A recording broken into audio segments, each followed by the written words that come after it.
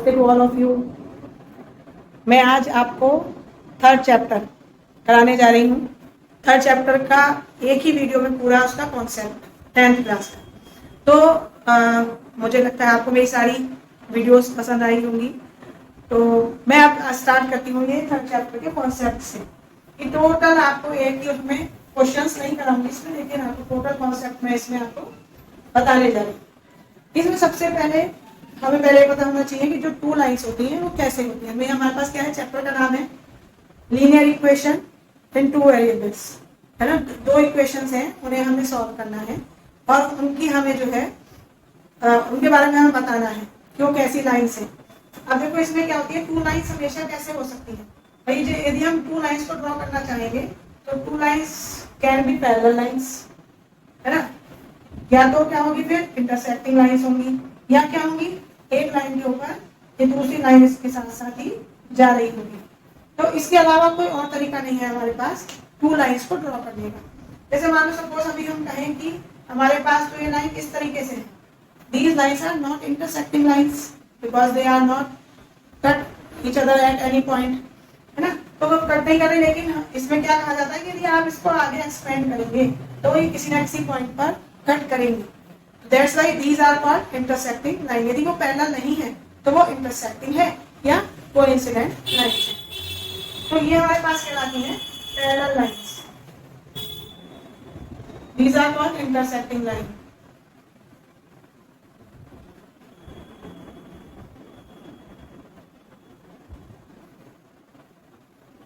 And these are called coincident line।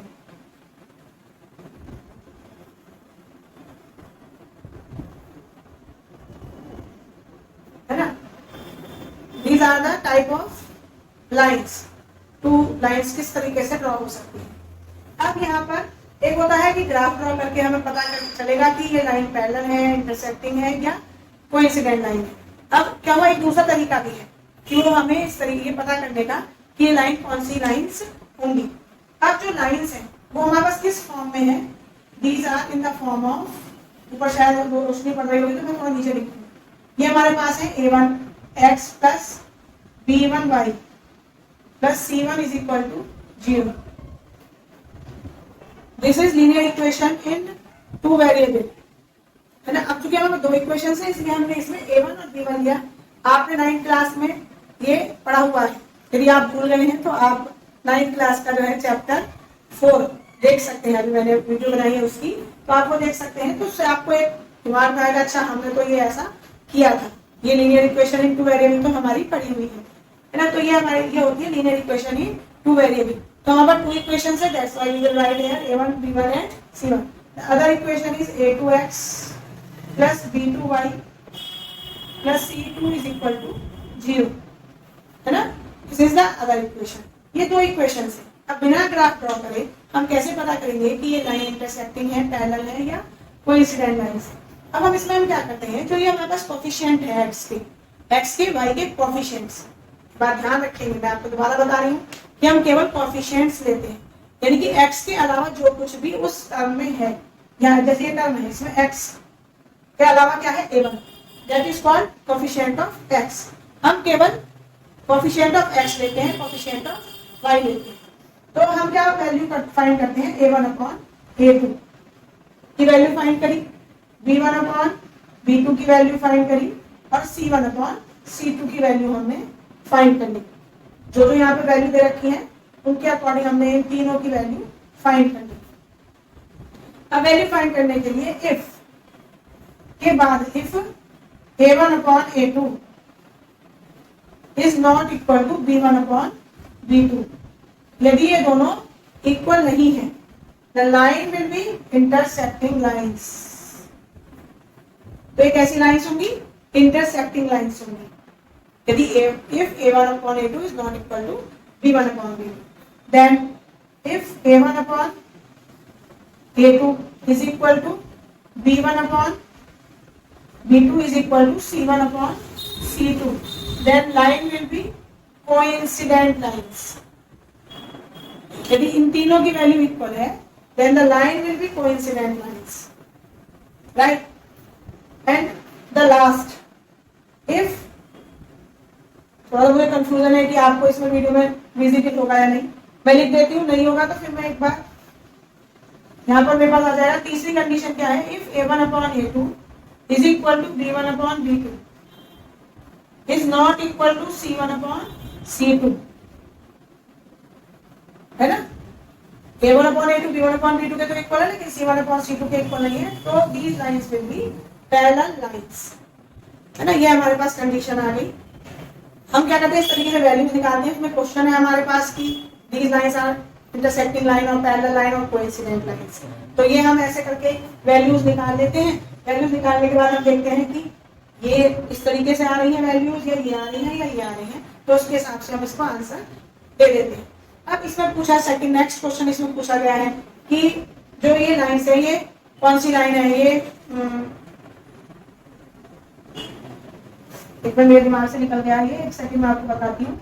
ये आपका हो गया, है ना। अब इसके बाद नेक्स्ट क्वेश्चन में आपसे पूछा गया है दीज लाइंस आर कंसिस्टेंट और इनकंसिस्टेंट। कंसिस्टेंट जिनके कोई सॉल्यूशन होते हैं लाइंस के, वो क्या कहलाती है, कंसिस्टेंट लाइंस। जिनका कोई सॉल्यूशन नहीं होता वो क्या कहलाती है, इनकंसिस्टेंट। अब हमारे पास यदि ये दोनों है, इंटरसेक्टिंग लाइन है या कोइंसिडेंट लाइंस है, इनके सॉल्यूशन, अच्छा मैंने आपको बताया नहीं, जो इंटरसेक्टिंग लाइंस होती है उनका वन सॉल्यूशन होता है। इन दोनों लाइनों का यदि हम इन्हें सॉल्व करेंगे तो एक ही सॉल्यूशन हम फाइंड कर पाएंगे। इसमें क्या हो जाता है, ये इंटरसेक्टिंग लाइन के होते हैं वन सॉल्यूशन, कोइंसिडेंट लाइन के होते हैं मैनी सॉल्यूशन, और इसके आ जाते हैं पैरेलल लाइन के नो सॉल्यूशन, है, इसके नो सॉल्यूशन आ जाते हैं। तो जिनके कोई सॉल्यूशन होते हैं that lines are called consistent lines, and जिसके कोई सॉल्यूशन नहीं है that are called inconsistent lines. तो आपको उसमें भी आप इजीली बता पाएंगे। सेम आपको ऐसे ही करना है, a1 upon a2 b1 upon b2 और c1 अपॉन c2 की वैल्यू निकालनी है। यदि ये दोनों इन दोनों की वैल्यू इक्वल नहीं आ रही है तो भी ये कंसिस्टेंट है, और इन तीनों की वैल्यू इक्वल आ रही है तो भी ये कंसिस्टेंट है, और दो की वैल्यू इक्वल आने के बाद तीसरे की वैल्यू इक्वल नहीं आ रही है तो ये क्या है, इनकंसिस्टेंट है। ये तो आपको एक जो है ना स्टार्टिंग आपकी ये चैप्टर की उसका आ गया आपके पास।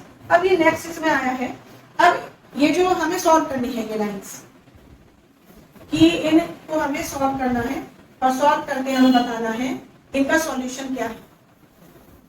तो हमारे पास ये कंसिस्टेंट लाइंस को सॉल्व करने का, कंसिस्टेंट में भी इंटरसेक्टिंग लाइन को सॉल्व करने का हमारे पास जो मेथड है कौन बताए। देखो जो कोइंसिडेंट लाइंस हैं वो तो जो वैल्यू हम x और y की फाइंड करेंगे वो सभी क्या होंगे, उसके सॉल्यूशन होंगे, और इंटरसेक्टिंग लाइन में केवल एक सॉल्यूशन है। तो उसको फाइंड करने के लिए हमारे पास तीन मेथड है, ग्राफिकली, फिर उसके बाद substitution method, and the last is elimination method. अब मैं आपको तीनों मेथड का एक एक एग्जाम्पल लेकर आपको वो समझा रही हूँ। अब ग्राफिकली सॉल्व करने में क्या होता है, पहले आपसे पूछा जाएगा कि पहले आप ये देखो कि ये लाइन कंसिस्टेंट है या कंसिस्टेंट नहीं है, इनकंसिस्टेंट है। तो आप पहले ये वाला जो मेथड हमने करा है वो करेंगे, उसके बाद आप इसे सॉल्व करेंगे ग्राफिकली। ग्राफिकली सॉल्व करने के लिए आपको क्या करना होता है, जैसे कोई भी इक्वेशन है आपके पास, अभी जैसे मैंने इक्वेशन सॉल्व करी 2x माइनस वाई, ये माइनस ही लिखो ना, बोल रही हूँ तो माइनस, तो ये 2x minus y is equal to 3 है इक्वेशन, ठीक है। अब मेरे पास जो इक्वेशन है, अब मुझे क्या करना है, ग्राफ ड्रॉ करना है इसका। ग्राफ ड्रॉ करने के लिए मिनिमम 3 वैल्यूज, मैक्सिमम 3 वैल्यूज मेरे पास होनी चाहिए। तो ये एक इक्वेशन ही हो गई। दूसरी इक्वेशन मैंने ये मैं नीचे ना लिख के यहाँ लिख देती हूँ सेकंड इक्वेशन। ये मेरे पास क्या है, सपोज है मेरे पास ये x plus y is equal to 5, this is the other equation. इन दोनों इक्वेशंस को पहले तो हम देख ले, चेक कर लें कि ये कंसिस्टेंट है या नहीं है। तो ये हमारे पास आया a1 की वैल्यू, यहाँ पर a1 अपॉन a2 की वैल्यू निकालू मैं, यहाँ पर आ गया 2, यहाँ पर x a2 की value 1, this is equal to 2, and now b1 upon b2, this is -1 and 1, this is equal to -1। a1 upon a2 is not equal to b1 upon b2. That's why these lines will be intersecting lines. ठीक है, तो हम इसे solve करेंगे। अब solve करने के लिए पहले हमने ये कर लिया, अब इसके बाद हम इसे सॉल्व करें। तो सॉल्व करने के लिए अब हम क्या करेंगे, इनकी 3 वैल्यूज निकालेंगे। 3 वैल्यूज निकालने से क्या होता है, हमने कहीं कोई वैल्यू गलत निकाली है तो हमारी पकड़ में आ जाती है। 2 वैल्यूज निकालने से कभी भी हमारी गलती पकड़ नहीं जाती। अब हमने यहाँ पे क्या करा, एक वेरिएबल, ये दो वाई इधर ले गए और 3 को इधर ले जाए, ये माइनस का वाई इधर आ गया तो प्लस के वाई, 3 इधर आया तो माइनस के 3. This is equal to 2x minus 3. Now we will calculate the value of this. Now this is x and y. x की वैल्यू रखते जाएंगे, y की वैल्यू आती जाएगी. x की वैल्यू रखी हमने 1, 2 1 जा 2 minus 3 that is equal to minus 1. 2 2 जा 4, 2 रखी हमने वैल्यू, 2 2 जा 4 minus 3 1. देन 3 रखी वैल्यू हमने, 2 3 जा 6 minus 3 is equal to 3. ये वैल्यूज क्या है? अब आपके अंदर में एक क्वेश्चन आ रहा होगा कि क्या हम निगेटिव वैल्यूज नहीं रख सकते? मतलब बिल्कुल रख सकते हैं, आपकी चॉइस है. आपको निगेटिव वैल्यूज रखने कंफर्टेबल लग रहा है, आप निगेटिव वैल्यू लीजिए, है ना. तो ये थोड़ा मैं सीधी कर देती हूँ लाइन में. This is x and y. पहले इसमें किसी एक को यहाँ रहने दूं, y इज इक्वल टू मैंने क्या लगाया है 5 माइनस x. अब यहाँ फिर मैं x की वैल्यू रखती हूँ, y की वैल्यू आती जाएगी. x की वैल्यू रखी 5 माइनस 1 4, x की वैल्यू 2 रखी 5 माइनस 2 3, x की वैल्यू 3 रखी इज इक्वल टू 2. ठीक है. अब हम ग्राफ ड्रॉ करेंगे. सारी पॉजिटिव वैल्यू है, निगेटिव वैल्यू कोई है नहीं, तो ज्यादा निगेटिव की तरफ जाने की जरूरत ही नहीं है. ये हमारे पास है निगेटिव, बस y में है एक जगह. तो ये 1 2 3, ये तो 3 वैल्यूज ही हैं केवल. इसके बाद ये हमारे पास जो y की वैल्यू आई है ये 4 तक, 1 2 3 4. ज्यादा बड़ा ग्राफ ड्रॉ करने की जरूरत नहीं पड़ती कि ज्यादा वैल्यूज लें, जितनी जरूरत है बस उतना ले लें. इस लाइन की ज्यादा जरूरत नहीं पड़ेगी, वो निगेटिव वैल्यूज है नहीं ना. 1 माइनस 1 1 ये है, इससे हम ऐसे सीधे सीधे चलते हैं, इससे हम इधर चलते हैं, तो कहाँ पर टकराई ये लाइन है? यहाँ पर. This is 1 minus 1, this point will be and 2 1 2 x axis पर 2 लिया, इससे हम क्या चलेंगे इधर और इधर चलते हैं सीधे सीधे. और ये 1 2 1 कहाँ पर टकराई ये लाइन है? इस वाले पॉइंट, इस y वाली वैल्यू में ऐसे चला जाता है, x वाली वैल्यू में ऐसे चला जाता है. अब ये 3 3 3 से हम इधर चले, 3 से हम इधर चले, कहाँ टकराएंगे? ये इधर. अब ये क्या बन गई हमारे पास? There is a line, straight line. ठीक है. अब पहले लाइन ड्रॉ करना सही रहता है क्योंकि नहीं तो दोनों पॉइंट मिक्स हो जाएंगे. अब ये 1 4 this will be 2 3 will be this point and this is 3 2. ये हमारे पास आ गया. ये इस तरीके से हमारे पास ये थोड़ा, क्योंकि मेरे पास एकदम एक्यूरेट स्केल वगैरह नहीं है ना, तो इसलिए थोड़ा सा है. ये ब्रेक नहीं होगी लाइन, स्ट्रेट लाइन एकदम सीधे सीधे आएगी ऐसे ना. ये आ गया आपके पास. अब ये जहां पर दोनों लाइन इंटरसेक्ट कर रही है, ये this is the solution.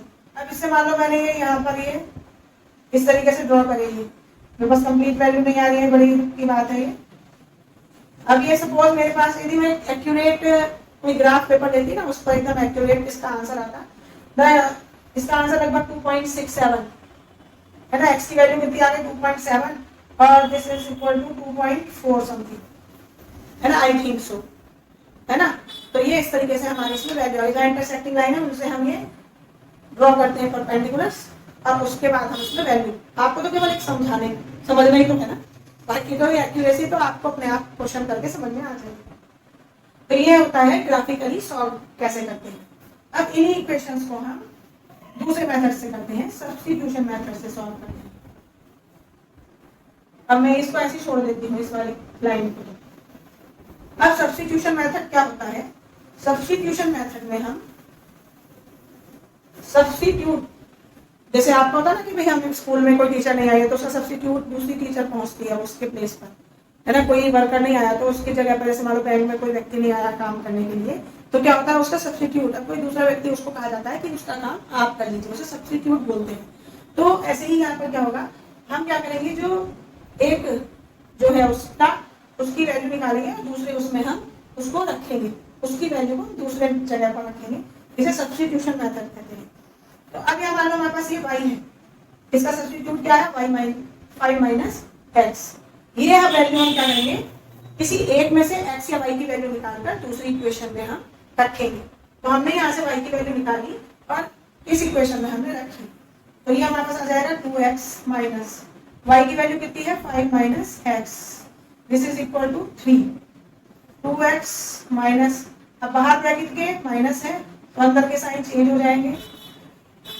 This is 2x plus x 3x this is equal to 5 -5 है, ये इधर आके प्लस के 5 हो जाएंगे 8, तो वो सही वैल्यू हमारे पास आ रही थी 8/3। This is equal to 2.66 I think so, सही आ रही थी इसमें वैल्यू, है ना। तो ये हमारे पास ये वैल्यू आ गई, इसे 8 ही ले लेते हैं, और ये y इज इक्वल टू कितना आ गया 5 - 2.6 दैट इज इक्वल टू 2.4। सही बनाएगा ग्राफ हमने, है ना। तो ये इस तरीके से सब्स्टिट्यूशन मेथड से वैल्यू आ जाती है। हमने क्या करा कि ये इक्वेशन थी, इससे इजी था वैल्यू निकालना, हमने इससे वैल्यू निकाली, इससे भी निकाल सकते थे, ऐसी कोई बात नहीं है कि इससे निकालनी है, ये इससे किसी एक से भी x की या y की, ये भी कब वो नहीं है जरूरी कि x की वैल्यू निकालें या y की निकालें। y की वैल्यू हमारे पास ये आ गई, है ना। y की वैल्यू निकालकर हमने दूसरी इक्वेशन में y की जगह पर वो वैल्यू रख दी, ये सब्स्टिट्यूट आ गया इसका, y का सब्स्टिट्यूट ये है 5 - x, तो हमने ये रख दी वैल्यू। अब इससे क्या हुआ, सॉल्व करा, इससे x की वैल्यू आ गई, जो x की वैल्यू है वो अब हमने इस वाले जो हमने वैल्यू निकाली थी उसमें रख दी, और हमारे पास यहाँ y की वैल्यू आ गई। ये होता है हमारे पास सब्स्टिट्यूशन मेथड। अब लास्ट है एलिमिनेशन मेथड। अब एलिमिनेशन मेथड में क्या होता है, हम क्या करते हैं, दो इक्वेशन जो हमें दी गई है उनमें से किसी एक का कोएफिशिएंट इक्वल करते हैं, है ना, कि उनके कोएफिशिएंट हमें इक्वल करने हैं। ये हमारे पास है इक्वेशन, ये तो पहली इक्वेशन थी, दूसरी हमने इसके नीचे लिख ली x + y = 5। अब हमने देखा कि इसमें तो y का कोएफिशिएंट तो इक्वल है, यहाँ पर भी y का कोएफिशिएंट 1, यहाँ पर भी 1, और यहाँ पर बल्कि एक अच्छी बात है कि ये दोनों के साइन डिफरेंट है, ठीक। तो अब ये हमारे पास कितना आ जाएगा, ये y से यहाँ y कैंसिल हो जाता है, y से कैंसिल हो रहा है तो माइनस से कैंसिल लगना है, तो मैं y से y कैंसिल करती हूँ, ये y से y कैंसिल हो गया, ठीक है। अब कितना आ गया, ये 3x = 8। आप देखिए किसी भी मेथड से निकालेंगे x और y की वैल्यू आपकी सेम ही आएगी, तो x = कितना आ जाएगा, ये 8/3 दैट इज इक्वल टू 2.6। अब क्या करना है, आपको ये वैल्यू दूसरी इक्वेशन में रख देनी है। यहाँ पर आपने x के प्लेस पे 2.6 plus y = 5 and y = 5 minus 2.6 इधर ले आके माइनस के 2.6, दिस इज इक्वल टू 2.4। ये हमारे पास 3 मेथड आ गए आपके इन इक्वेशंस को सॉल्व करने के लिए। अब उसके बाद जो वर्ड प्रॉब्लम्स हैं वो मैंने आपको एक अलग वीडियो में पूरी समझाई हुई है, आप उसे देखिएगा। तो वो वर्ड प्रॉब्लम्स कैसे, तो उनकी फॉर्मिंग कैसे है और उनके सॉल्यूशन तो आपको बताई दिए गए, इन तरीके से हम इनको सॉल्व करते हैं, ठीक है। आई होप आपको ये समझ आएगा, नहीं आता है समझ में तो आप पूछ सकते हैं, है ना।